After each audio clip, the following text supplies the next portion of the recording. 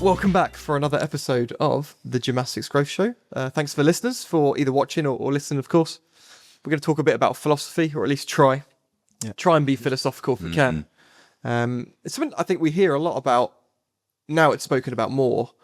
Coaches should have a philosophy. It's really important to have one. I think that way of thinking, it sounds quite intimidating probably for coaches that are just starting out on their coaching journey. Yeah. It's like, how can you have a philosophy already when you've only just started this journey and you don't really know much about coaching?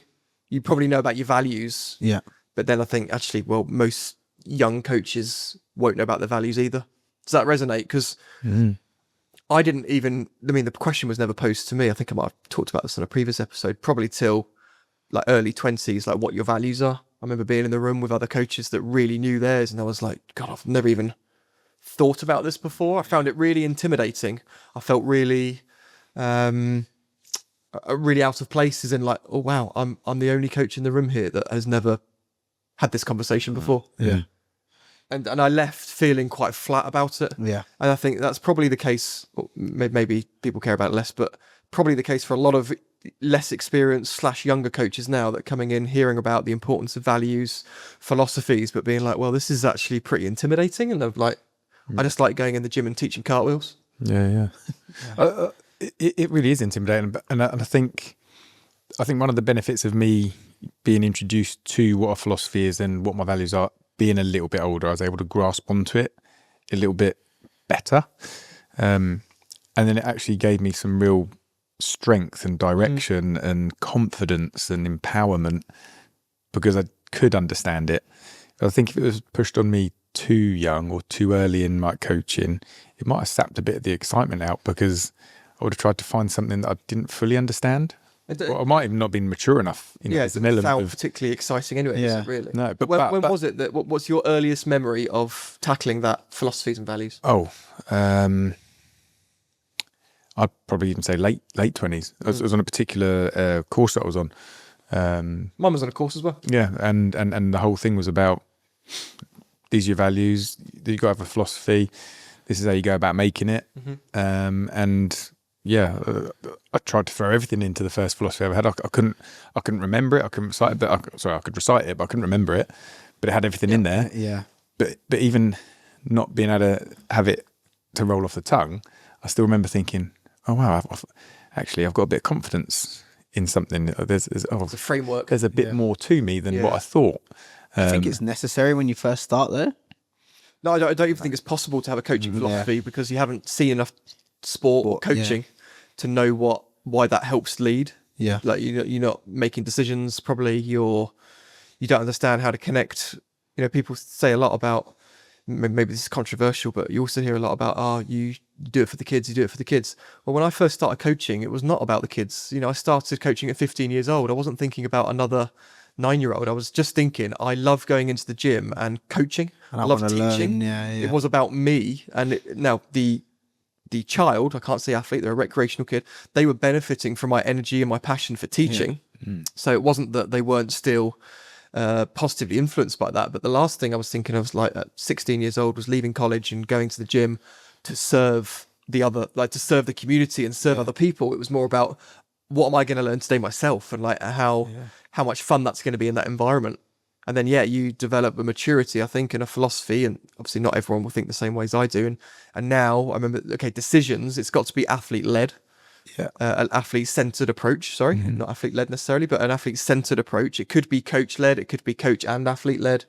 But like, I coach because I love to coach and I love to educate, I love to work with people.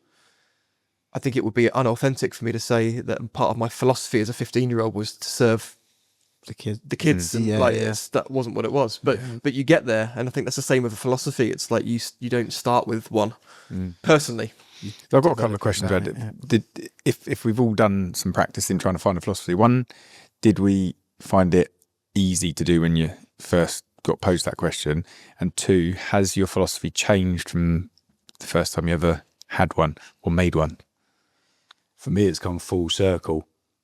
Yeah, we said it earlier about how we felt at competitions and the way that it came around, that you tried to be more like this, and then you realise actually later on you ended up just being the same. It was the same with coaching for me.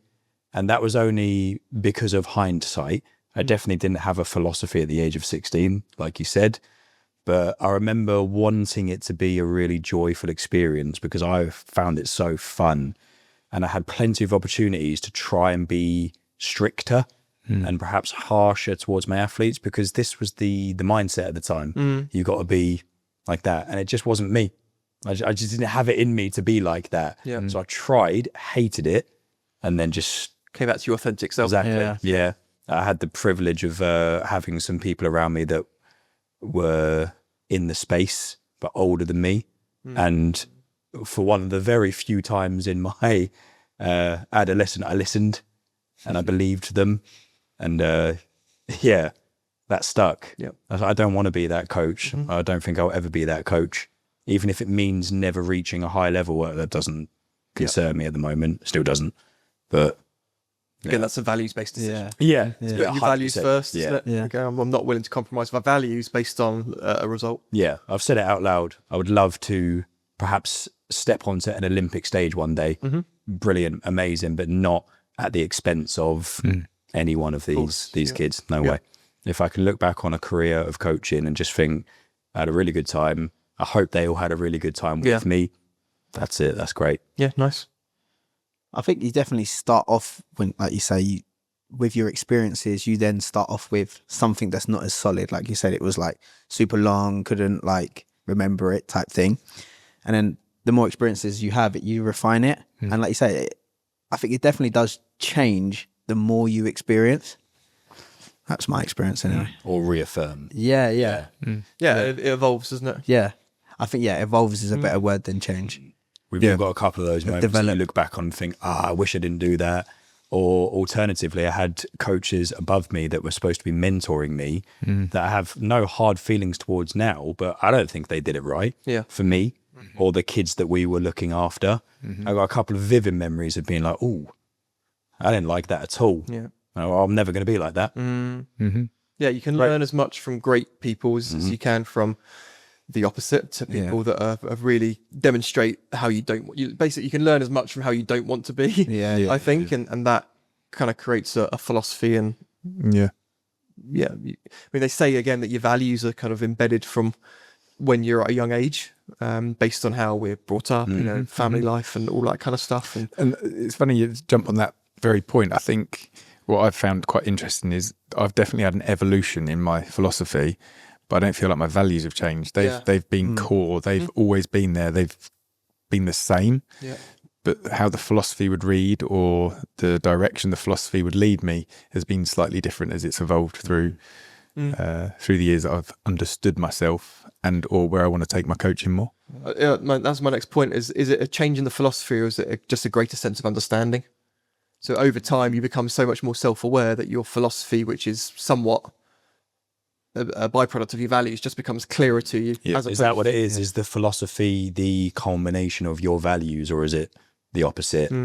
I think it is learned experience as well. Like my philosophy has definitely changed an awful lot. Yeah. And I wouldn't just say it's through self-awareness. It is through self-awareness and understanding authentically who I am, where I'm trying to get to, what I believe is important in that journey. But I think it does still connect a little bit to values as well. Yeah. I think what really fascinates me is the science of philosophy, and not just in the world of sport generally. This is a really nice thing to keep in mind, is that we don't know anything. Nothing. Yeah. There aren't many facts out there generally. Yeah. But in a sport like ours, if you look back on the last decade, let alone the last 50 years, has evolved so much. You can't sort of zone in on one thing. You're like, that's definitely what I think, or that's definitely the way that we should do it, because it changes yearly. It's the beauty of working with people. Yeah. Be them adults or children. Like you can't take a fixed algorithm and put it to a person, because, like we've discussed so many times, every person's different. And if you do that, you're just setting yourself up to fail. And let's be honest, we're a room full of people trying to succeed and be successful. We don't like failure. We don't want to fail. So why would you do that? So that's again the nice thing about a philosophy or the values that underpin that kind of thing, or what you're touching on there. Everyone's individual. we don't know what's right all the time, but we're going to work it out. Mm-hmm. But I'm going to be guided by these values, and my philosophy is going to help me just direct it a little bit more here or there. Yeah. And working with people as well, they have their own philosophies and their own values as well, which you have to take into consideration when, especially when you're working with an athlete or a group. Yeah. If you're working with six different athletes, that's lots of different values, lots of different views on the world, plus your own. You got to be able to manage all of those things. Mine's changed even recently, if I'm completely honest, because I had this really long one that I couldn't really recite very well, and then I condensed it right down to like a one-line thing. And I'm pretty sure I was listening to one of the other podcasts, and one of the guys, I can't remember exactly who it was, but they said something along the lines of, I want to learn as much from my athlete as I'm trying to share. I was like, oh, it gives me goosebumps now. It just resonated so well with me that I've adopted that. Because for me, it then turns into this reciprocal thing of, the more I do learn about you, the more I can share, or the more I'm willing to share, and it just keeps going round and round and evolving, and then ramping up, and a bit more and a bit more. And I can associate that to training, I can associate that to competition, I can associate that to being a support network for it. There's so many directions that we're saying that can go. Yeah, just kind of. Yeah. And again, that's quite recently. That's exhilarating as well, though, isn't it? Yeah. Go anywhere. Yeah. That may have been Tony Matrosi. I think I may recognise that quote. Yeah, it might well have been. Yeah. It was a very early episode. It was one of the first with Tony, so I don't know how far down you went on the pod list. I've done it. Yeah, what a great philosophy. It just really hit home. Coming back to what you said, Reece, I think interesting is that you mentioned about having different people's philosophies and working together as a team, but you've got to be able to work with people who don't share the same philosophies that you do, or understand that those relationships might be the source of why there's a lot of conflict. I think that's quite a tricky thing. But I think, so you've got what you kind of saying there, a succinct one-liner, for example, but then we've all got hundreds of different philosophies, which might not be your coaching philosophy, that there might just be philosophies of life that, so the way that you respond to failure is a philosophy of yours that you hold on to, and the way that you, so many parts of your teaching process are basically your philosophies. They're basically your beliefs. That's what your philosophies are, aren't they? Like your vision, your beliefs and attitudes towards things, as well as having an overriding, for me, my coaching philosophy is happy, healthy, hungry.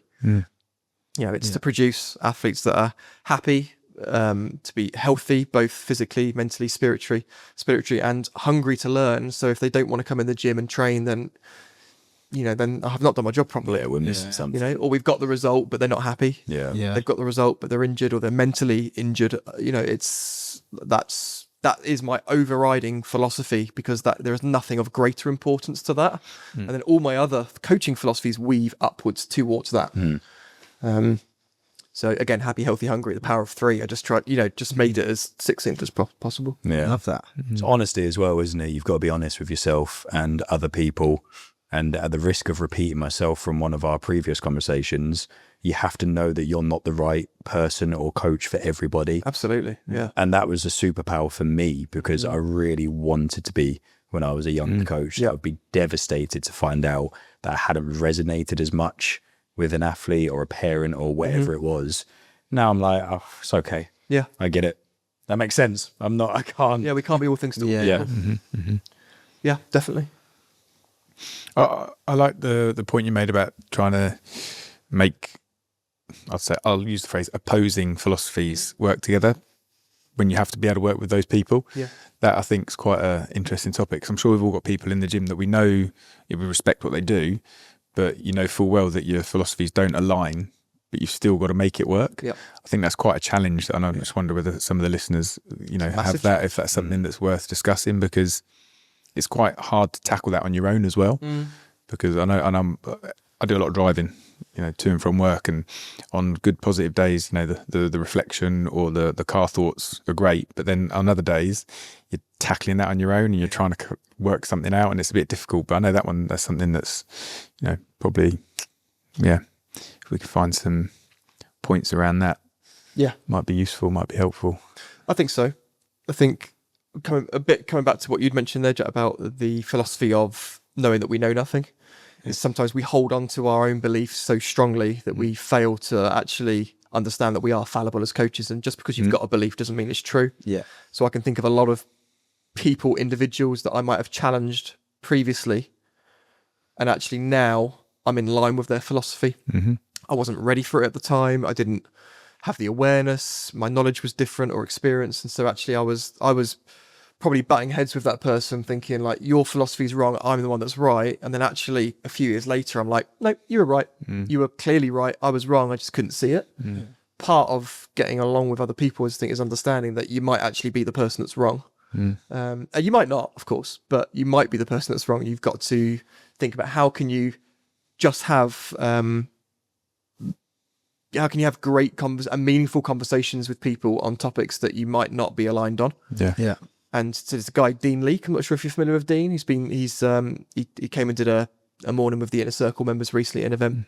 He's been on the podcast. He's going to come back soon. Amazing guy, talking about high performance leadership and high performance teams. He talks a lot about the power of healthy disagreement. About that in high performing teams, you don't all think alike, and a lot of companies are always striving for harmony, but actually when you have harmony, you fail to push the boundaries and fail to have that healthy disagreement where you've got, let's call it safe conflict, like you can challenge each other, safe conflict or uncomfortable confrontation, whatever buzzword we want to use for it. It's like you need that. It's such an important ingredient within a high performing team. You might not feel totally comfortable with it all the time, but you need that level of safety. And it's one of the most powerful quotes that he told me was that in high performing teams, you're not safe from disagreement, you're safe with disagreement. So you're not going to come into work today and not have opposing thoughts. You're going to come in, we're going to have opposing thoughts, but you're going to be totally safe with that. Whatever you bring to the table, we're going to work with. And I think that's such a powerful thing. So it's almost letting the ego drop and go, I don't need, you don't try and win the conversation. It's not about winning the conversation. It's about finding the solution or finding the best possible scenario or recipe. So that's maybe, the first, my thought there. Yeah, I was going to add about I think that can only happen when you are able to drop your ego. Otherwise that's an initial barrier, right? To be able to have those conversations if you've got an ego. Yeah, definitely. Well, and we all have that ego. It's managing it, isn't it? Yeah. But if you're trying to win the conversation, like I was, you don't get anywhere. People around you need to be comfortable questioning you as well, don't they? And you reminded me of an old friend that is a coach. He's a few years younger than me. I was his head of department, and he used to question me excessively. And I remember at first being like, do you just not trust what I'm doing? Turns out he's just a really inquisitive guy because he's taken this philosophy with him around the world. But the amount of times that I would say, because I've always done it that way, and then started going, that's not an answer at all. Sometimes I'd be able to say, because of this is why I do this. Other times I'd go, I don't know. I don't have an answer for him. And then he'd be disappointed. And I go, I need to sort that out. Why am I doing it? Because I've always done it. I hate that. I hate that. It's convenient though, isn't it? I don't know. I've just done it. I'm busy. It's because we do it this way. Just leave me alone. No, they've got to be able to trust that they can question you without you being offended, and that's at a top level all the way down to grassroots. I think we underestimate how much personal development and team development is needed to get to the level where you have that level of safety and trust, because the safety net of any of those conversations, I think, is how much trust, how much glue is there within the team. And if you can't not be offended by challenging, if you can't challenge someone else's perspective, if you can't receive or give feedback freely, then that's just a sign of you don't have a safety net, and therefore you can't work effectively as a team. Or maybe you can when things are going quite well, but actually, as we know, teams are actually challenged mostly when things are going wrong. When they're under pressure. That's the greatest sign of a team, isn't it? When the shit's hit the fan and it's still effective, and you can still come together as a group. I think that's probably some of the important thing. I've also learnt the power of compromise / negotiation, which is that, so a lot of the time coaches are basically saying, I want to do this, and someone else is saying, well, no, you can't do that. And it's whether you can get onto the compromise of, I'm listening, I understand your perspective on that. Is there any way that we can try this? let's just give it a go for like 6 weeks. And after that 6 week period, we come back together again and we look at, has any progress been made? Yeah. And if it hasn't been made, absolutely, we drop this idea and we look for another potential solution, or we keep doing what we did before. But on the other hand, if after 6 weeks we're seeing progress, could we then stick with it? Stick with it, or get another 3 months out of it and see. So it's the ability to not try to win, to try and find some common ground, some compromise. Is there a risk to trying it? Because you might turn around and say, yeah, no, I've done it before. Yeah. It doesn't work. And then you have to go, okay. Even in that scenario, I do a lot of that. And then, like, the phrase, the term, like, constant compromise. And that seems really obvious, but constantly compromising to get to a place with an athlete, or more specifically in this scenario, like with a fellow coach. But even if I have done it before and I have failed, if they haven't experienced that failure, they're going to keep wanting to do it because in their mind it could work, this will work. And who knows, they've got a different bunch of athletes, it might work with them. So like I said, just giving them that free rein within a limited time frame or safety net to sort of go out and practice that. But I do find that, and the nice thing about that is you're giving them a playground to do that in, whereas I would say there's been quite a lot of time wasted. Oh, it's not wasted because we've learned from everything, but a lot of time that we could have saved going down that road, trying it, failing, because I just wanted to. I was adamant I was going to make this work, but really it was never going to be what I thought it was going to be. But because it didn't have someone that was willing to share the advice and give us that, we'll do it for 3 weeks instead of 6 months. The stubbornness kicking in, that kind of thing. So it's also the power of just allowing people. So you might, as a leader, know that something's not going to work, but rather than, so if I came to you and said, Ross, I really want to do this, and you absolutely like have the knowledge that it's not the right thing to do because you've got more experience and you can see the big picture, but you, rather than you saying no to me and now me being deflated, you might still say, absolutely, give it a go for 6 weeks. And let's chat about it. And what you've then done is empowered me. You've made me feel good, like you value me, my perspective. And I'm actually really going to learn from the fact that that process didn't work as well. So I think sometimes we try and protect individuals by not wanting them to make the bad decision. But actually, you're better off allowing them to make the bad decision. And then again, we talked about this in another episode, give them the love and support around it and go, then learn, that didn't seem like it worked. What can we learn from that? And all the time as a leader, you're just going, well, this was all part of my master plan. All I wanted you to do was learn from the experience of identifying a problem, finding a solution, it not being the right one, learning from that, and then going through the process of like, what are we going to take into the next possible solution? It's quite probably a mature way of looking at things rather than going, well, that's never going to work, so no, you're not going to do that. That's also a really powerful journey that you can go on with someone. Yeah. Like you say, just saying like, oh no, it won't work. You're taking the power away from them to be able to learn. Yep. Yeah, like you said, they might just feel bitter by that. Well, you just resist it. Yeah. All right. Or it being as simple as for a period of time in a relationship building with someone, you did do that, or you did dictate, this is what we're going to do, or, okay, try this. And then eventually getting to the point where they come to you with the question, say, well, tell me the answer. Yeah. What do you work out? If you've gone about it the right way, they should get to a point where they can bring it back to you and educate you, whether it's on something you already know, or actually they've really opened your eyes because they've taken all those little learnings, they've worked something out for themselves, they've taken this snippet, that snippet, and made their own picture from it. That's really rewarding, actually. I was having a couple of times over like the last year or so with a few colleagues and stuff, and it's quite fulfilling. That it's playing the long game, isn't it? Yeah. And as long as it isn't at the detriment of the athlete. Yes. This is the thing. It's probably the only time that I'd say that we should just say no. Yeah, that's not. Yeah, we can't. You can't experiment with an athlete's future. You can skin your knees, so to speak. But I know that this will lead to disaster, so we're not doing it. Yeah, you can hate me for that if you want, but no. But again, that is coming back to philosophy and values, isn't it? Like your overriding philosophy being that if it's an athlete-centered program, you're not going to make decisions which you know will harm the athlete. It might not physically harm them. It might just be might be their results. But it's philosophy first, isn't it? Yeah. I also think time is underrated, or how much we actually have, because everything has to be done now or yesterday. But a week's worth of trying something in 2 weeks, a month. So it's a snippet. It's not going to make a drop in the ocean. It's actually, considering the value you'd get from attempting something, think that's something I've learned as I've got older. Bizarrely, as you're running out of time because you're getting older. In that short term, though, you're going to learn something, right? Yeah. That you can then take forward. So it's never wasted time. Yep. You're always going to take something from it, whether it's we learnt this or actually that works, so we'll keep going with that. So yeah, it's never like wasted time. You say that, but there's not everyone's got the mindset around like the feedback loop. Yeah. So a lot of people fail and they make the same mistake over and over and over again because they're not reflective and they don't think. And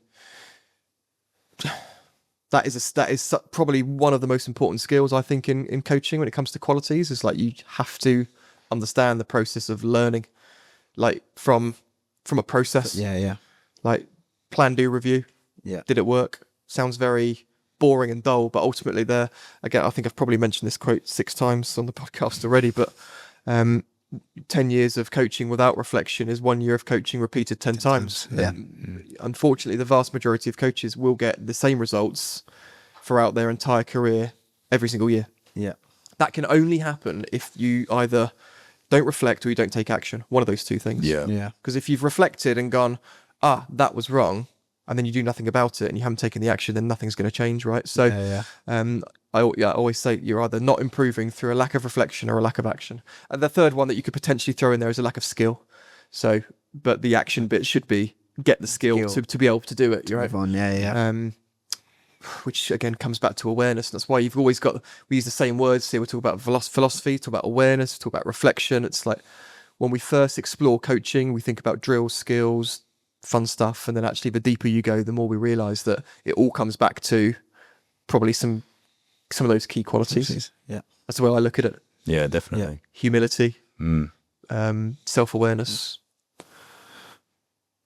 knowledge, reflection, skill. It's not actually like, there's probably some core components I think of most great coaches. Yeah, and I think we've talked about this before about they tend to have a super strength. So they've got one particular skill which is outstanding, and that brings them up. And counteracts some of their poorer or weaker skills. So like some coaches are just unbelievable motivators, but they might be like really bad at something else, but because they're so good at motivating, it becomes one of their super strengths and drives action and change and results.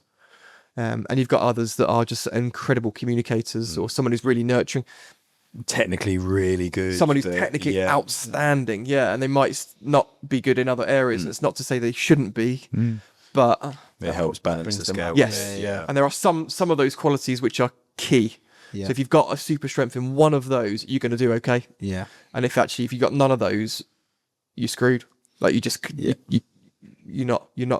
not going to succeed. I agree with that. I think that works for athletes as well. You might agree or disagree with that. You can be generally just okay at everything. You have to be quite excellent at something. And then that will bring you up. Or at least balance the scale. So here at NR Gymnastics, we're once again super proud to be partnered with Little Stars Leotards, who've been a fantastic partner for us over the years. Not only do they provide exceptional service for their customers, but they're a great team for us to work with, and they provide us a lot of value too. It's no surprise that so many clubs here in the UK, but also overseas, are making the switch to Little Stars Leotards for their service, but also the quality of leotards and clothing that they provide to the community. So if you're interested in checking out why they're such a great team to work with, visit littlestarsleotards.co.uk. And thanks again, Little Stars, for being such a fantastic brand partner.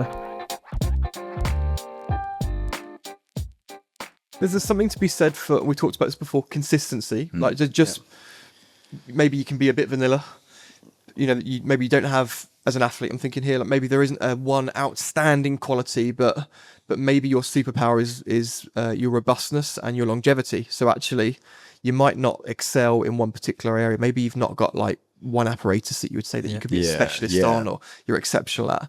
But your ability to just go to training, just slowly improve week on week, to ride out the bad times, to be quite neutral, to be reliable in competition, like be there at the end of the 20-year career, and that is the superpower in itself. So you might not be this incredible talent, you just have longevity, but you've got longevity. And then remember, throughout the period of so you spoke about the end of the journey, most at the end of the journey are not there. Yeah. So if your superpower is that you are one of those people there, then you've got a shot at doing really well. Mm-hmm.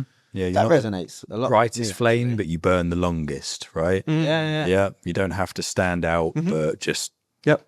And that's why we shouldn't just look for the talent that screams. You've got to look for the talent that whispers and nurture that, and just keep people on. And that's why coaches should, that hopefully, and parents that might be listening to this, just got to think your kid doesn't need to be on the top of the podium when they're younger. Yeah. They just need to be there. Yeah, they just need to be there. If they're doing gymnastics, they're enjoying it, they're making progress, then actually that might just be enough.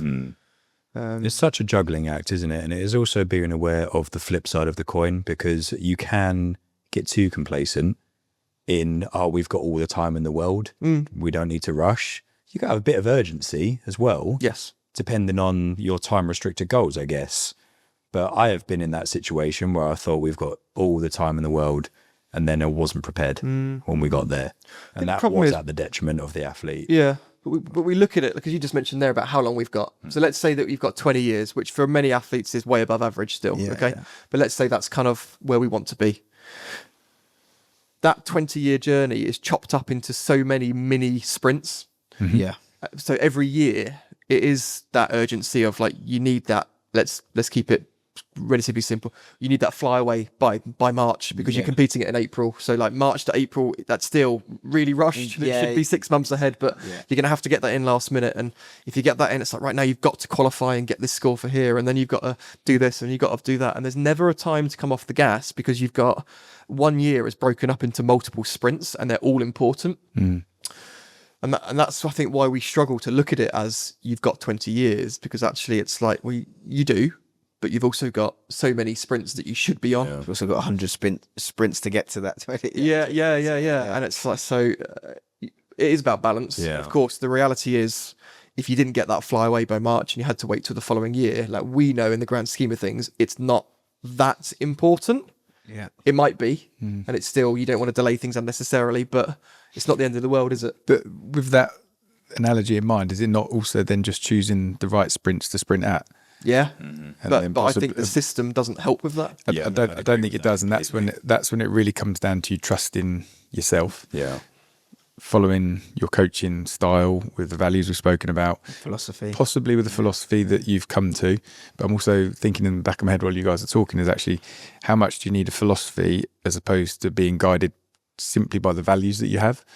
And if I was to follow just the values, then I would segment the sprints and make sure that I worked hard, that the values would give me a trusting relationship with the parent, a fulfilling and two-way relationship with the athletes that I'm teaching, and just help them understand, okay, we're gonna jog, we're gonna walk, we're gonna sprint, we're gonna walk, we're gonna jog, we're gonna back right off, we're gonna pause, let's catch our breath. Yeah. And over those 20 years, if that's what I'm saying, then in theory is always nice, but we should get to where we want to get to. And that's not to underplay the fact that it is full of sprints, and I still get caught up in it now with certain things, and sometimes it just takes a little bit of a breath to go, is it the right sprint to be doing? And if it isn't, just make sure we go, boom, we're probably going to, I have done sent athletes to national level competitions missing requirements because the risk of tripping up while sprinting outweighed the values and the cross all those things. So yeah. How long do you think in between competitions with an effective program take or last? Because I read a book a long time ago, I think it was called Super Training by Michael Colgan, I believe. He explained periodization in a really easy to understand format, which I needed when I was younger because it's a lot of still need it now. It's tough. Yeah, I do. But he said it's 6 months. If you can do a program in less than 6 months, you're a superhuman.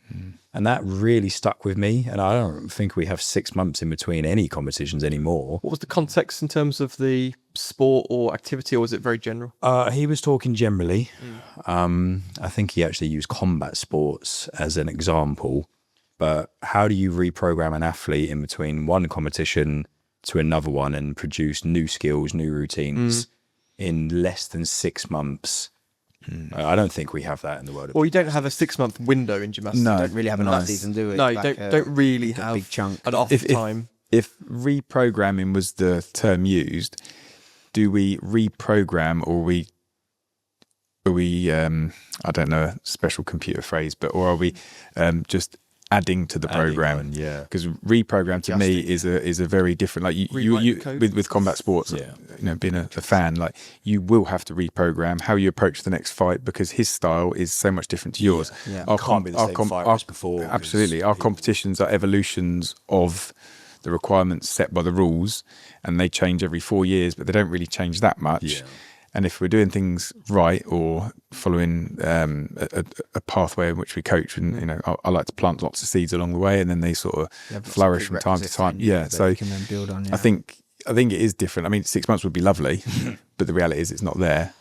But equally, the trend of how gymnastics moves might not need 6 months, unless we did want to. Unless we did want to reframe how we're approaching something, and we've gone down this pathway for 5 years and built this style of gymnastics, but we're not getting the scores. The routines aren't coming together. Right, we need to stop, reset, and do that. But I think some of the humility or the confidence maybe to even take that option. Yeah. So I don't think I answered that question at all, but you did. Sounded good, whatever you said. Some athletes though, the more consistently they compete, the better they feel. So that gap could actually be a detriment to their preparation. Yeah. So I think it's more in terms of like new skill development. Maybe reprogramming wasn't the right word, but new skill development. If you were to spend that entire time competing, there just wouldn't be any time. Or how do you make time whilst maintaining a competition level? The idealistic model, which is not the realistic model, is that your athletes are so proficient at performing what they need for competition that they have the time to invest in other areas as well. That is the ideal model. The older the athletes get, I believe this is slightly upside down model, that you would think that you would gain more time, but actually you're now working against the body. So the body can't, and this is not, again, this is more realistic than idealistic, but for most senior athletes, they've got a cap to the amount of training volume that they can do. And therefore, once they've done their competitive requirements, let's call it routines, they actually need to preserve their body, and they can't just go, now I'm going to pound my body with loads of extra numbers, because it's, for many athletes, it's a fight to just get them through their competitive program, their routines, and stay healthy. So let alone adding extra stuff on. And I think the hardest part of, a lot of clients and coaches will ask me this question, say that I'm really struggling to get my athletes to do any more volume training. And I'm like, but you can't do more volume because they're so injured. So if you're injured, you can't train volume to get the fitness to do the routines that you want to do. And you're in this horrible loop of like not being fit enough, can't make them fitter because they can't do the volume because they're too injured to then, and it's a cycle. Well, that volume then gets spread across more days, months, weeks, whatever it is. So your preparation has to become longer. So instead of being able to do 3 routines in one day, you can only do 1 routine a day. And it's all about getting to the stage of doing a routine, let alone having empty time or remaining time to go, right now we're going to explore. That's unfortunately what I find happens with the majority of, in a not an idealistic model, of course, but just that's the reality. I think when they're younger, it's easier to go, right, you've got through that many routines. Let's not do 20 bar routines. Like there might only be like 8 skills in that routine. It's a compulsory routine or whatever. You could do 20, and we could argue that that's really good for, like numbers and volume of capacity, getting your routine and capacity and all that. And that probably could be argued as being correct. But actually, why don't I just get you to do 5 of those? If you get 5 done, why don't we use a bit of extra time now to do the stuff that actually really matters longer term? And like you're still doing volume, but you're now doing them with new skill acquisition. You've got the same amount of volume, you're just sharing it out. So the difficulty of those skills gets harder and harder, right? So you also don't have I found I don't have as many attempts in me to be able to then get that, because it's such a technical skill. Like you might say, right, I've only got 3 in me. you as the coach, we may need to do 6 over the week. So what I'm actually going to do is I'm going to give it one wholehearted attempt each day throughout the week, rather than I'm going to do 6 on Monday, then I'm going to use the rest of the week to work on whatever. Yeah, definitely. Yeah, I like that. It's the consistency thing, isn't it? That we did speak about before. It's about consistency over long periods of time, knowing when to ramp up and when to hold back. If your maximum amount of pull-ups that you could possibly ever do with a gun to your head is 10, you shouldn't be making them do 10. Yeah. You should be aiming for 5. Yeah. And then do that every day. Yeah. As opposed to you coming in on the Monday and doing 10 and then being so sore that you can't do anything. Can't do it again until Thursday. Yeah. Over a long period of time, that intensity won't mean anything. Yeah. I've done it. Done thousands more repetitions than you probably have, and I suppose it's managing your program, isn't it? Yeah, I also think a mistake that a lot of coaches make is when they're in season they do the routines. Yeah. When they're off season they just come off everything. Yeah. And so you're building back from zero again. That's a great point. The golden rule I find with, again, this is more important as they mature and get older and their program routines get bigger, is that you never start from zero. Yeah.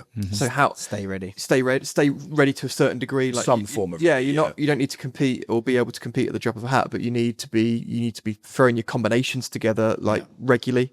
Maybe doing what we call a skeleton routine, obviously, so it's the bare bones of a routine, and have always a start to finish, which they're capable of doing. Yeah. You might take out a release and an Adidas mount and stuff, so the complexity is less, but you've always got the nuts and bolts of the routine before you add your extras, and that maintains fitness. It maintains the psychological fitness and readiness, which I think that by coming all the way down, you then build it from all the way back from zero. The stamina is everything. Yeah. And it falls off so quickly. Yeah, and also the impact on the body. I mean, like, it's the same for like contacts. So a lot of coaches, they'll move to the floor to do their impacts last minute. Yeah. Wonder why all the joints flare up, and then as soon as competition's over, they're straight off onto the soft surfaces again. It's like, no, you need hard surfaces all year round. You just change. That was going to be my the volume. My example of like, just use the floor once a week. Yeah. Sprinkle it. And it might just be your basics. Even if it's just your basics day, you're just doing run for straight back, straight fronts, whatever it is. Just use the floor once a week. Yeah, the basics day as well. Yeah, it makes a huge Everyone difference. knows about having a basics day, but how many people actually do it? Yeah. We have a basics day. It's Monday. We do it every Monday, irrespective of where we are in the comp prep. And then Saturday, they do a double session. So they have lunch in between. And the second half of the session is always playtime. Right. Okay. No matter what. That makes sense. Last session of the week. So this keeps them engaged in a potentially otherwise difficult time to concentrate at the end of the week. And it would usually be a control comp on a Saturday morning. So you have the potential stress and sometimes heartbreak of a terrible control comp in the morning. We're still going to play in the afternoon. And then you get into meaningful volume. Yeah. In all honesty, so if I obviously am not in a gym like you guys are, I don't like a basics day. I like basics drip fed throughout the week personally. Just from a learning perspective, I think that the power of frequency is really quite powerful. So rather than having a day where you accumulate quite a lot of volume on it, I'd rather spread that out throughout the week. But that's just a preference, and I know there's a significant amount of coaches. Don't get me wrong, they do their basic warm-ups every day. They're going to do kick casts and bars. Yeah, exactly. Like that. Yeah. It's not to say that they don't do any advanced skills on a Monday either, because they do. Yeah. I just used to find after a day off on Sunday, going on Monday, like it just takes a while. Yeah, it's just like getting moving again, totally without any pressure. I think a basics day is pretty standard for most coaches. It's just, again, it's easy for me to talk about when I'm not in your shoes. Just found that having a... We've used it to our benefit before as well, in terms of we've thrown a control comp at them on a Monday before. Thrown them off a bit. And they were like, what? I was not ready for this. I was like, we got to go. You're supposed to be feeling tired and cold. We, not similarly to that, but along those sorts of lines, we start our arm up day on a Saturday quite early on. Definitely something I've learned from being at the club I'm at the moment. But that might not be, along the lines of a skeleton routine, it might not be the full routine. Yeah. But you start that concept of, right, today's the day to perform. Yeah. Today's the day to present us something. Exactly that. Yeah. Quite early on. Dismount. Yeah. And although sometimes we don't get the benefit with the age band of children we've got at the moment, I'm hoping through repetition and consistency over back to time again, but over a longer time, then it will come into play when they really, really need it. And that ability to switch on when switching on's needed is the plan. Yeah, it's an interesting topic. Yeah, interesting topic for me about the control competitions. Actually, we spoke about it off camera earlier, and you said, "Save this, save this." It's in my experience borderline impossible to get really genuinely. This is a control setting, that control competition setting. Yeah. It's funny you say that, because when you were talking about it earlier, in my mind, and the way the conversation was going, I was like, why do we bother? What, doing a control? Yeah, because ultimately, and it's completely against what I actually do, because I really believe in control competition, trying to simulate the environment and stuff, but you cannot simulate what is needed compared to when you actually go to the event. You can't do all of those things. But then if you didn't bother, you're not serving your athletes correctly. But do you kid yourself a little? And this is more for conversation. Are you kidding yourself that a control comp's really doing what it needs to do in your own gym and in your own environment? Because ultimately they are still kind of doing it on their kit and this and that and the other. They're never going to feel that uncomfortable, are they? Yeah. But then there's the logistics. Can you go somewhere else? Can you take them there? And we do all of these things. But jumping again forward a little bit, that competition frequency at events, that's where the real value comes, isn't it? But that has to come a little bit with maturity and age in the athlete as well, because you can't be taking a group of 8 and 9-year-olds that are learning all their bits of here, and do that. Their bodies wouldn't last, their brains wouldn't last. But yeah, I find it really, really interesting. Yeah, me too. And it's a double-edged sword, like you said. Yeah. And I'll be the first person to tell my athletes to not focus too much on what you can't control. And they have all of these sort of little, I got my favorite leotard, or my favorite this or this, or one of them recently, she pulled her handguard bag open and it just, handguards and gloves and loops all fell out, but her old ones, and I went, throw them away. She was like, no, they're lucky. I was like, don't be ridiculous. But we're then asking them we're going to wear the leotard, we're going to do this, we're going to do this, because this is how you're going to compete. And then that's not really the same argument, is it? I'm saying don't rely on those things because you can't control it even when you get to the event. And yet we're going to do loads of control comps. But again, to contradict myself, it comes to rehearsal. And, I do lots of control competitions. And again, to reference the build up to the Commonwealth Games, I think 8 weeks out, we did 2 control comps a week. Sometimes as it got toward the end, even 3, so that we were so rehearsed. By the time we got there, I felt so prepared. It was calm. It was cool for me. But for that particular athlete, it worked really well for them as well. Just to clarify, fully believe in control competitions.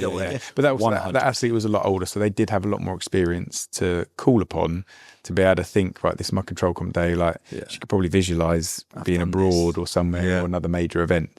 But trying to do that when they're younger, I think how you plan that, how you do that is crucial. But a minefield.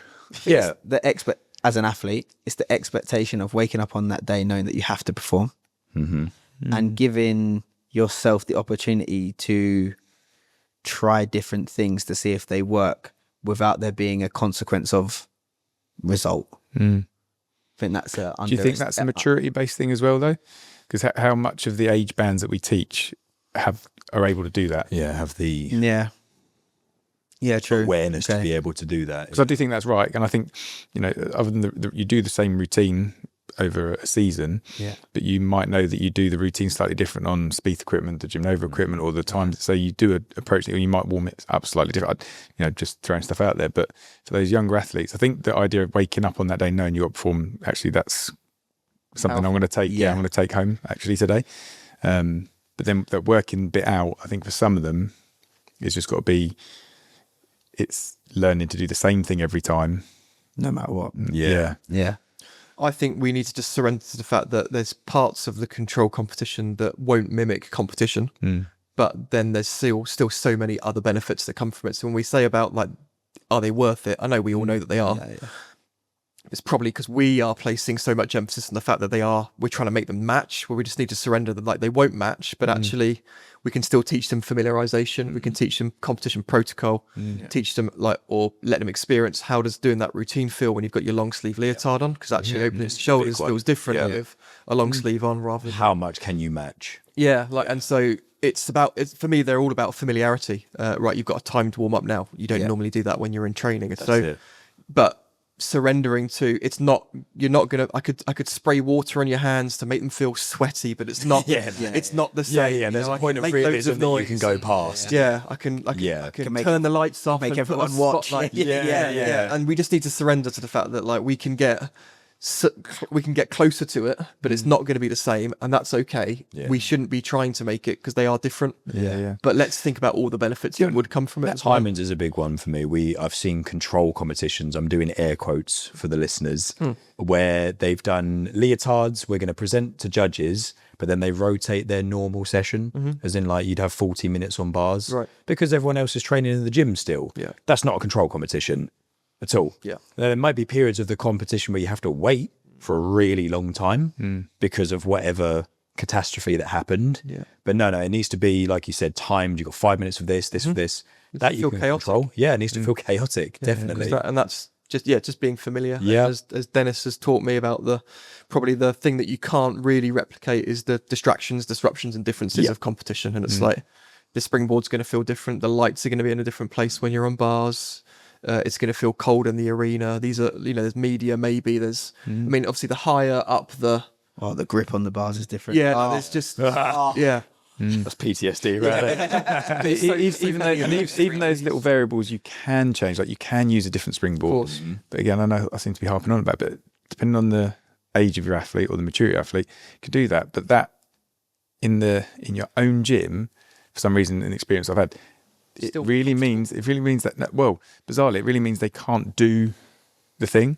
It makes them that uncomfortable. However, on the actual day of the competition in the arena, you just get on with it. They just get on with it. That's such an interesting point. Saying the word arena as well, actually, I'm quite fascinated how well, now that our competitions are in bigger halls and the British is in an arena, lots of other sports train or get an opportunity to train in their stadiums or in their, if you're in a basketball stadium, you might get to train in the actual place you're going to compete. I don't think, apart from podium training. Apart from podium training, we don't get that. So you don't even get, cause even that it's referenced in football or rugby, but being able to walk out of the tunnel and look at an empty stadium, but your ability to visualize 50,000 people then becomes far easier than being in the gym you walk in every day in your sliders and your hoodie. Your second home. I've just come up with that's crazy respect actually. Because I can't use a different springboard until I go to the arena and it's different anyway. And no problem. But how important is that special moment when you are less familiar with the arena and you do walk into it? I mean, you talked about in a previous episode how much you love that buzz. Would you want to lose that buzz by going, this is too familiar now? No, but actually the familiarization of that, having been fortunate enough to go to Liverpool and the British Champions, having that all the time now, that has become normal. I remember the first time we did that, and I think way back, the Espoirs used to do it up at the Emirates in Glasgow and off the back of what was the World Cup. And I remember thinking, oh my goodness. And that was like overwhelming almost. And now smaller scale than what it's now. But now it's just the norm. And I think that in this country, our girls are really lucky that they get to have that. Yeah, for sure. Where some countries obviously don't at all. But it brings me back to that point again. If you don't get that at all, mega props for being able to turn up and pull it out of the bag. And travel to a different country and podium for the first time. And Going back to the change of springboard thing, as a coach, when it comes to that time and you try and say you're going to change the springboard to see if you can mimic the competition, how much do you then jeopardize or risk, like you say, them not being able to do? It's funny you say that, because I think I was going to go and then I got distracted by the other stadium. Not being able to actually do the competition. So I don't. So you go, okay, well, actually, no, I need you to do this vault because we're practicing, so I'm going to let you use. But also that comes down, and that's the tricky thing with individuals is, with a particular individual in the gym club, I wouldn't bother doing that now. Because it would sabotage the entire session, and then I wouldn't get any numbers, I wouldn't get any routines for what's needed. However, a different athlete that is has a different approach and they can manage, I can practice that with them. Yeah. But then it's trust. That's why I said that it's not quite nature nurture, but are you born with it, or is it something that's instilled very, very early on? Some of these individuals are just great competitors, and I've already learned to trust that in competition. Whereas I know quite a lot of coaches like data or like facts, and they like to have practiced certain things. But actually, sometimes it just comes down to the fact that I do know the athlete. I might not quite like how we're prepping in certain areas, but I do trust that they're going to turn up. I do trust that they know how to compete, and I do trust that regardless of whether the springboard's dead, springy as anything, they're going to be able to vault. It's you could probably get really hung up on, no, we're doing it my way, couldn't you? And I fall into that trap. I wouldn't say regular anymore, but every now and then, I feel like when I feel like it's what's needed. I was thinking of a situation that happened very recently where we were doing not a control comp, but it was a routine day, and this gymnast got to beam, and she said, "I don't have it in me to do it today." And I said, "Cool, we're still doing it. I can't give you an option on the day where we've already said we're going to raise our hands and do it." And she hated it. She absolutely hated it. Which is, you've got to do something today. Yeah, she's an older athlete. I say older, more mature athlete. So I could have gone, okay, if you really genuinely feel that way today, but no. Unless they feel unsafe. Of course. I feel like I'm going to hurt myself in this routine. And then again, it comes down to philosophy. Yeah, definitely. Yeah, I would never ever do that. But nice. Thank you, gents. Another great conversation, I think. Another good one. Yeah, loved it. A lot of meaningful content, and hopefully the listeners have enjoyed it. So thank you so much. Thank you. Thanks so much for listening to this episode of the Gymnastics Growth Show. Now, if you're an ambitious gymnastics coach with a hunger for self-improvement, check out my Gymnastics Growth Academy, where you'll find members from over 40 countries, all accessing my masterclasses, courses, templates, live community calls, exercise libraries, and so much more.